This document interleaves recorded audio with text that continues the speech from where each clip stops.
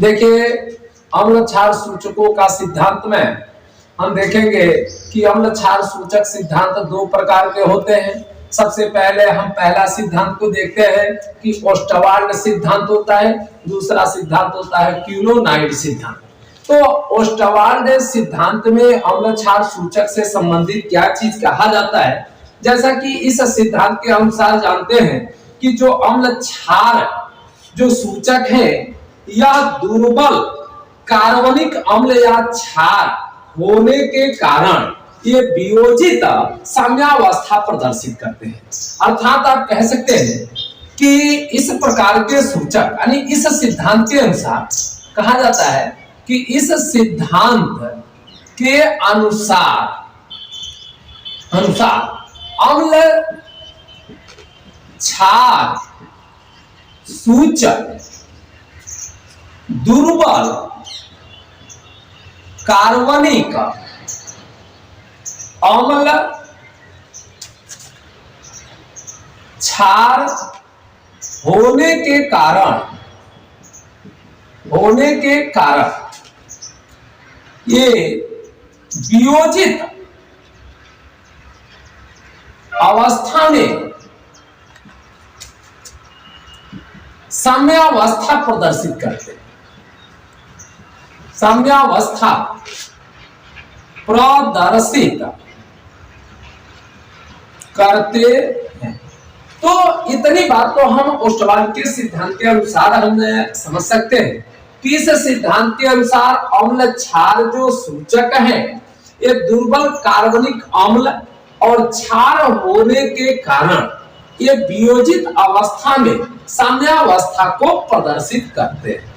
तत्पश्चात अब इसमें हम जैसे अध्ययन कर सकते हैं कि HPH जिसको हम कहते हैं फिनाप्थेलिन।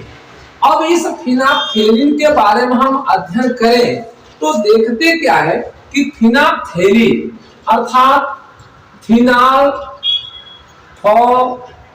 थेलिन एक दुर्बल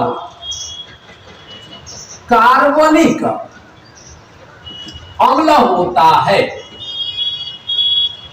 अर्थात आप ध्यान देंगे कि जो फिनाप्थेलिन होता है यह एक दुर्बल कार्बनिक अम्ल होता है और इस दुर्बल कार्बनिक अम्ल का यदि जल में वियोजन की अवस्था को देखें तो इसकी वियोजन की अवस्था क्या होती है इसको हम अध्ययन करेंगे। तो HP और H जो वियोजित होता है तो ये बनते हैं H आयन जो ये रंगहीन है अर्थात अम्लीय प्रकृति में ये रंगहीन होते हैं। दूसरी बात अब एक होता है PH- जबकि आप इसको देखेंगे तो यह रंगीन आयन देते हैं अर्थात रंगीन आयन देते हैं। अर्थात इसमें यह लाल या गुलाबी, ध्यान दें अधिकतर बोर्ड के पेपर में गुलाबी पूछा जाता है कि गुलाबी देते हैं अक्सर में कि कौन होगा तो गुलाबी होगा। इसके बारे में हम देखते हैं। तो अब यह अम्लीय माध्यम में और क्षारीय माध्यम में किस प्रकार के सूचक अपने रंग को प्रदर्शित करते हैं इसके बारे में हम अध्ययन करेंगे। तो अब कैसे गुलाबी हो जाता है, क्योंकि आप जानते हैं कि जो H आयन है यह H आयन जब वियोजन की स्थिति आती है तो फिनाप्थेलिन का जो वियोजन है सम आयन प्रभाव से एक कम हो जाता है। जब सम आयन प्रभाव में H आयन की सांद्रता जो कम हो जाती है इसमें जो PH आयन का जो मान होता है वह सांद्रता का मान कम होगा और जब सांद्रता का मान कम हो जाता है तो अम्लीय माध्यम में अब इसको ये देखेंगे कि यह अम्लीय माध्यम में क्या हो जाता है कि यह रंगहीन बन जाते हैं। अब रंगहीन का मतलब क्या है कि अम्लीय माध्यम में ये कौन सा कलर देंगे और कौन सा कलर नहीं देंगे। अर्थात हम कह सकते हैं कि ये जब रंगहीन हो जाते हैं अम्लीय माध्यम में तो कोई रंग नहीं देते हैं। जैसे मान लीजिए आप HPH लेते हैं, इसको वियोजित करते हैं तो यह H ion plus PH ion ये बनते हैं। अब यहाँ पे यदि आप अम्ल से क्रिया कराते हैं तो देखते क्या है कि यह H आयन और P और Cl आयन, तो यहाँ पर पुनः देखें ये HCl बन जाता है और यहाँ पे ये P, अर्थात ये अम्लीय माध्यम में HPH पुनः निर्माण हो जाता, अर्थात ये रंगहीन हो जाते हैं, अर्थात कोई रंग नहीं देते हैं। इसी तरीके से हम और देखेंगे कि यदि अब इसको क्षारीय माध्यम में देखें तो क्षारीय माध्यम में क्या रंग देते हैं, HPH को वियोजित अवस्था में रखें, H आयन PH आयन। अब इसको यदि हम क्षार के साथ क्रिया कराते हैं तो देखें क्षारीय विलय में कैसे रंग देते हैं, तो यहाँ पे हो जाता है Na प्लस OH आयन।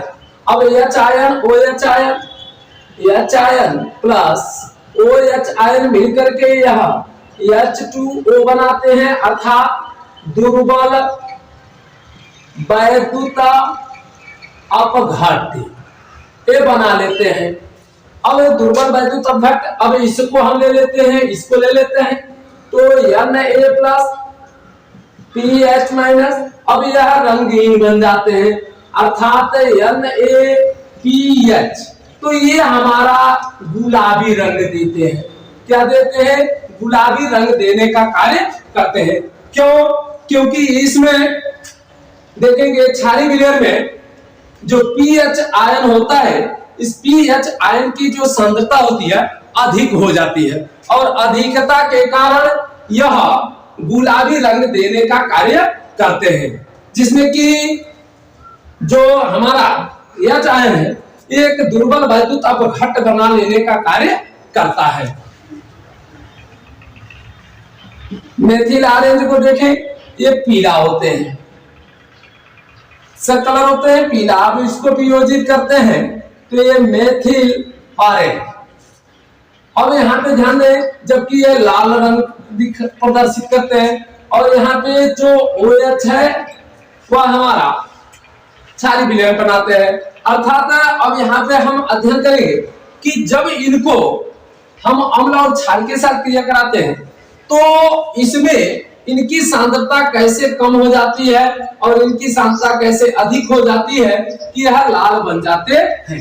तो सबसे पहले मेथिल ऑरेंज को हम वियोजित करते हैं तो मेथिल प्लस OH और अम्ल के साथ कराते हैं, अम्ल में प्रवाहित करते हैं तो यह H प्लस Cl बनाते हैं, अर्थात यह पुनः बन जाते हैं और यह रंगीन कलर देने का कार्य करते हैं। अर्थात हम देखें कि यह अम्लीय माध्यम में इसकी जो Me का जो मान है, मेथिल का जो मान है, यह आयन की सांद्रता बढ़ जाती है, अर्थात अम्लीय माध्यम में यह लाल रंग देने का कार्य करते हैं।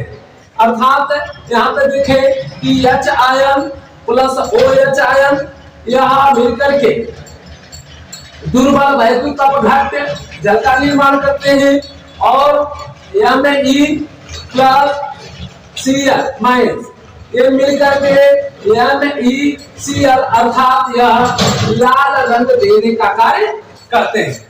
अब दूसरी बात, यदि इनको हम क्षार के साथ क्रिया करा कर देखें तो वहां पे देखेंगे कि यह कोई रंग नहीं देने का कार्य करते हैं, अर्थात पीला रंग में ही रह जाते हैं। कैसे, तो मेथिल ऑरेंज को लेते हैं, मेथिल ऑरेंज को तोड़ते हैं, वियोजित करते हैं तो बनता है हमें NaOH के साथ यदि इनको प्रवाहित करते हैं तो ये बन जाते हैं Na प्लस OH। अब देखें यह पुनः हमारा ये बन जाएंगे और पुनः हमारा NaOH बन जाता है, अर्थात इसमें यह कोई रंग नहीं देने का कार्य करते हैं। जैसे Na प्लस OH ये मिल करके दुर्बल वैद्युत अवघट OH मिलकर के AMeOH यानी मेथिल ऑरेंज अर्थात ये पूरा पीला रंग ही देने का कार्य करते हैं। अर्थात हम देख सकते हैं कि वो सिद्धांत के अनुसार जो हमारा फिनाफेलिन था वह क्षारीय विलयन के साथ कौन सा कलर दे रहा था और अम्लीय विलयन के साथ कौन सा रंग दे रहा था, उसी प्रकार से मेथिल ऑरेंज अम्लीय विलयन के साथ कौन सा रंग दे रहा था और क्षारीय विलयन के साथ यह कौन सा रंग दे रहा था। अब इसके पश्चात हम देखेंगे दूसरे सिद्धांत क्विनोनाइड सिद्धांत को। अब अम्ल क्षार सूचकों के सिद्धांत के अंतर्गत क्विनोनाइड सिद्धांत के द्वारा हम कैसे समझ सकते हैं। अब देखिए हमारा अम्ल क्षार सूचक से संबंधित दूसरा सिद्धांत है क्विनोनाइड सिद्धांत। जैसा कि आप सभी जानते हैं कि सूचकों का रंग जब परिवर्तन होता है तो उसकी आणविक संरचना भी परिवर्तित हो जाती है। अर्थात अम्ल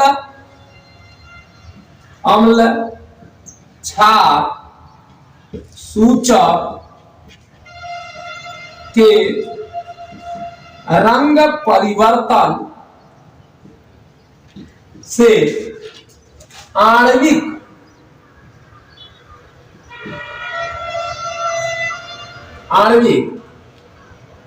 संरचना भी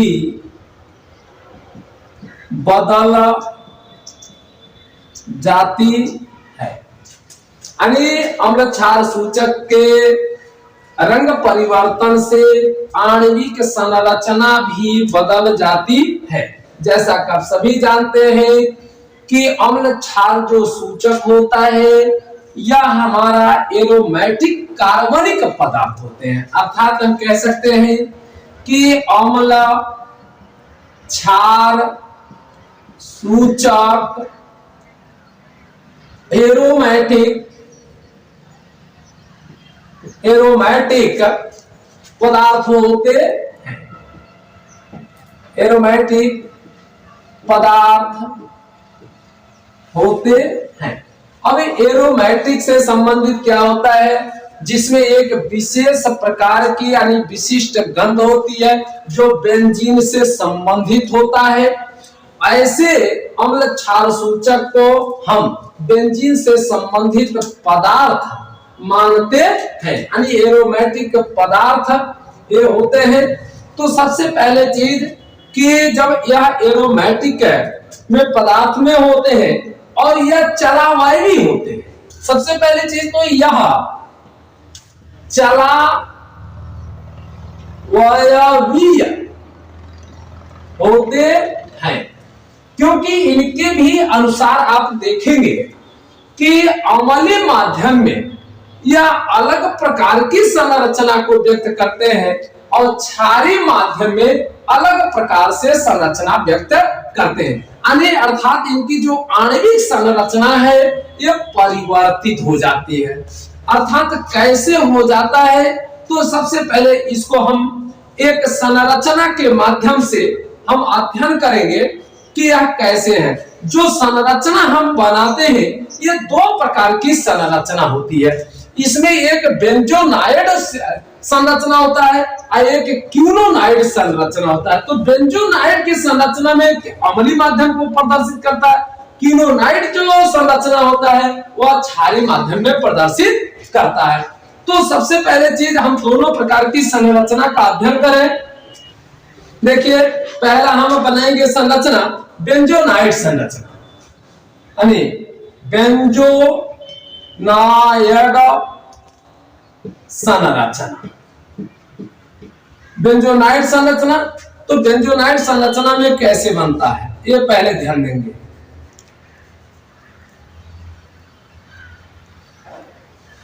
ये हमारा देखिए बेंजोनाइड संरचना है। यहाँ पे C रख सकते हैं, यहाँ पे C रख सकते हैं और यहाँ पे सभी जगह पे CH है। ये पहले ध्यान देना है कि जैसे मान लीजिए यहाँ पे C हो गया, H ये बॉन्ड हो गया, ये CH हो गया। दूसरी बात नीचे भी देखेंगे TCH ACH। अब यहाँ पे एक कार्बन की 4 संयोजकताएं होती हैं, तो उसके बारे में हम कैसे अध्ययन करेंगे ये दिमाग में रखे रहना। यहाँ डबल बॉन्ड डाल दिया। दूसरी बात, यहाँ पे भी डबल बॉन्ड डाल सकते हैं, यानी एक का अंतर करके यहाँ डबल बॉन्ड डाल सकते हैं। ये चीज अभी अध्ययन करें। फिर इसके बाद यहाँ से डबल बॉन्ड करके एक का अंतर यहाँ डबल बॉन्ड डाल सकते हैं। अर्थात ये हमारा, ध्यान दें, ये हमारा जो संरचना बना है ये बेंजोनॉइड संरचना होता है। अब इसमें क्या होता है, बेंजोनॉइड संरचना में अध्ययन करेंगे कि संरचना में हल्का रंग, ये हल्का रंग देने का काम करते हैं, और इसी संरचना को क्यूनोनाइड है हम संरचना बनाएंगे।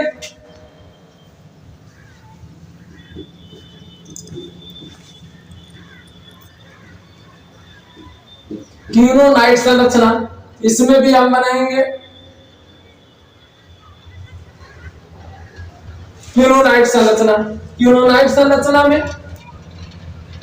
पहले ध्यान दीजिएगा, ये भी उत्क्रमणी को प्रदर्शित करेंगे।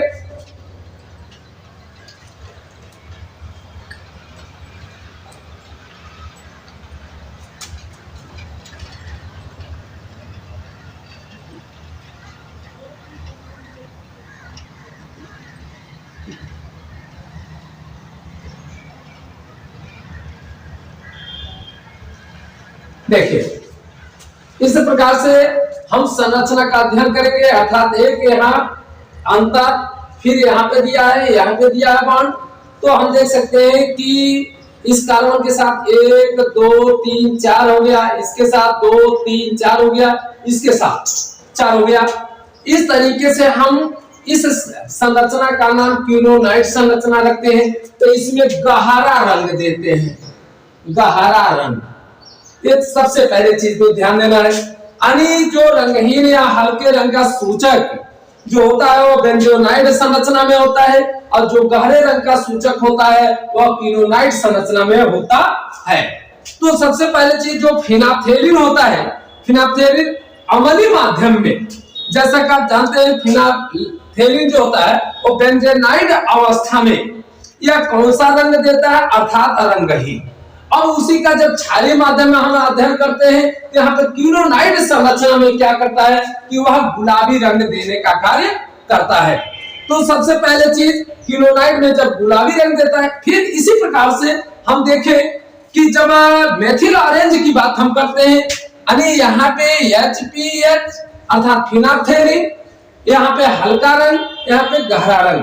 तो अब यहाँ पे मेथिल ऑरेंज की बात हम करते हैं, तो मेथिल ऑरेंज जो होता है वह अम्लीय माध्यम में लाल रंग देने का कार्य करता है। तो अम्लीय माध्यम में कहने का मतलब है क्यूनोनाइड संरचना में थोड़े में देता है, तब बेंजोनाइड संरचना में देता है। और जब क्षारीय माध्यम में आता है तो उसमें कोई कलर नहीं देता, अर्थात वह पीला का पीला ही रह जाता है। इस प्रकार से हम अम्ल क्षार सूचकों के सिद्धांत के अनुसार ओस्टवार्ड सिद्धांत क्या है, क्यूनोनाइड सिद्धांत क्या है, इस प्रकार से हम इन सभी सूचकों के बारे में अध्ययन कर लेते हैं। ठीक, अब इसके बाद आप देखें कि इसके बाद भी कोई सूचक होता है कि नहीं होता है। तो इसके बाद भी अभी एक ऐसा सूचक है जिसको कभी कभी पूछ देता है। अब हम पढ़ेंगे अम्ल क्षार सूचक के सिद्धांत को हमने अध्ययन किया। अब एक और सूचक आता है जिसे हम कहते हैं सार्वत्रिक सूचक अर्थात यूनिवर्सल इंडिकेटर। यूनिवर्सल इंडिकेटर क्या है, इसके बारे में हम अध्ययन करेंगे। जैसा कि आप जानते हैं कि विभिन्न प्रकार के सूचक को मिलाकर के जो सार्वत्रिक सूचक का निर्माण होता है। अब इसमें विभिन्न प्रकार के सूचक को मिलाकर के जब बनाया जाता है तो मिलाकर के बना हुआ जो सूचक होता है वह होता है सार्वत्रिक सूचक। यानी क्या कह सकते हैं कि विभिन्न प्रकार के सूचकों को मिलाकर सार्वत्रिक सूचक बनाया जाता है। अब ऐसे में सार्वत्रिक जो सूचक होता है कौन होता है? तो कैलथोप। क्या होता है? कैलथोप, अर्थात बोल सकते हैं कैलथोप। यानी कैलथोप एक ऐसा सूचक है जिसको हम बोलते हैं सार्वत्रिक सूचक। अब बात यह रही कि विभिन्न प्रकार के सूचक अर्थात जो है वह मिल करके इसका निर्माण किए हैं। तो यानी कौन कौन सा ऐसा सूचक है जिसको मिला करके सार्वत्रिक सूचक अर्थात कैलथोप का निर्माण किया गया है?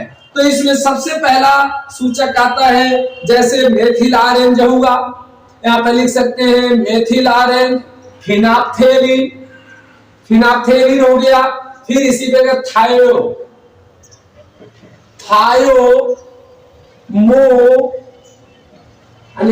इसको बोलते हैं